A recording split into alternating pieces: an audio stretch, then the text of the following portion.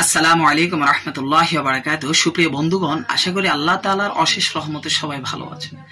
স্ত্রীকে কষ্ট কেন দিবেন? তারা আপনাদের কাছে তাদের সমস্ত পরিবার পরিজন ত্যাগ করে একজনের উপর ভরসা করে একজনের হাত ধরে সবাইকে পর করে তার ঘরে এসেছে, কেন তাকে কষ্ট দিবেন?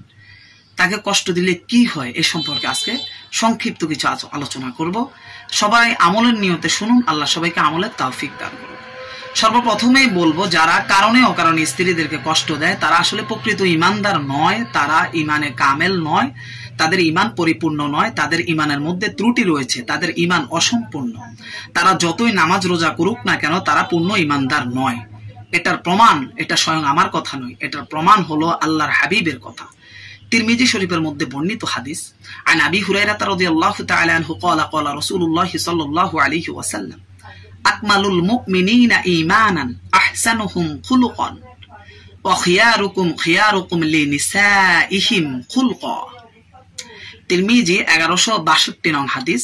এই হাদিসটির অর্থ হলো, আবু হুরায়রা রাদিয়াল্লাহু তাআলা আনহু বলেন, নবী করিম সাল্লাল্লাহু আলাইহি সাল্লাম বলেছেন, ইমানদারদের মধ্যে ইমানে কামেল পরিপূর্ণ মুমিন বান্দা হচ্ছে তারা যাদের চরিত্র হচ্ছে সর্বোত্তম সর্বোৎকৃষ্ট চরিত্রের অধিকারী, যে সবচেয়ে উন্নত ইমানদার সে।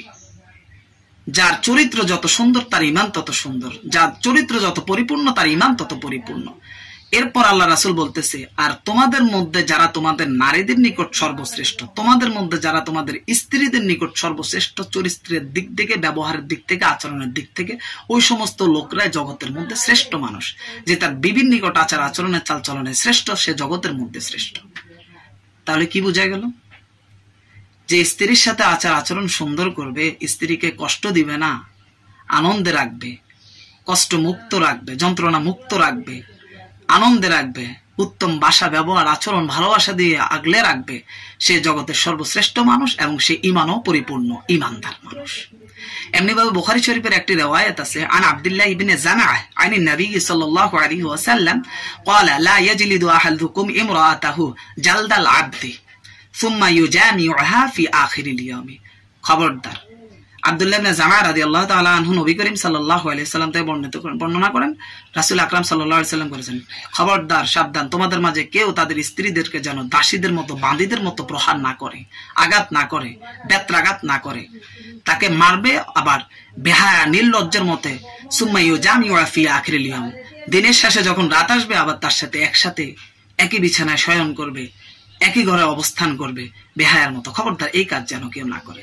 তাহলে সরাসরি নিষেধাজ্ঞা করেছে স্ত্রীকে কষ্ট দেওয়ার ব্যাপারে। রাসূল আকরাম সাল্লাল্লাহু আলাইহি সাল্লাম সরাসরি নিষেধ করেছে, এ কাজ করবা না। এগুলি অলক্ষণে কাজ, অনেক ওলামায়ে কেরাম বলেন, এগুলি তার সংসারে বরকত আসে না, আল্লাহ তাআলার ক্রোধ এবং গোসা নাজিল হয় এগুলির কারণে।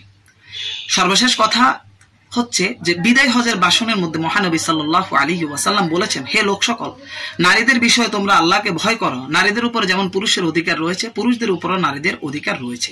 তাদের চেহারায় কখনো তাদের চেহারার মধ্যে আঘাত করবে না। আর নারীগণ স্বামী থেকে উত্তম ভরণ পোষণের অধিকার লাভ করবে, এটা নারীদের অধিকার। তোমরা তাদেরকে উপদেশ দিবে, তাদের সাথে সুন্দর আচরণ করবে। আল্লাহ রাসূলের জীবনের সর্বশেষ হজ, বিদায় হজের অন্তিম মুহূর্তে নবী করিম সাল্লাল্লাহু আলাইহি সাল্লাম নারীর অধিকারের ব্যাপারে এরকম কঠোরভাবে উম্মতদেরকে সতর্ক করে গিয়েছেন। এই বিষয়গুলো আমাদেরকে সতর্ক থাকার দরকার। আমি নিজেও বলতেছি, আল্লাহ আমাকেও আমল করার তৌফিক দান করুক। ভাই, ভিডিওটি যেভাবে পারেন অনুরোধ করবো, এখন ইমানি দায়িত্ব মনে করে শেয়ার করে সারা বিশ্বে ছড়িয়ে ছিটিয়ে দিন।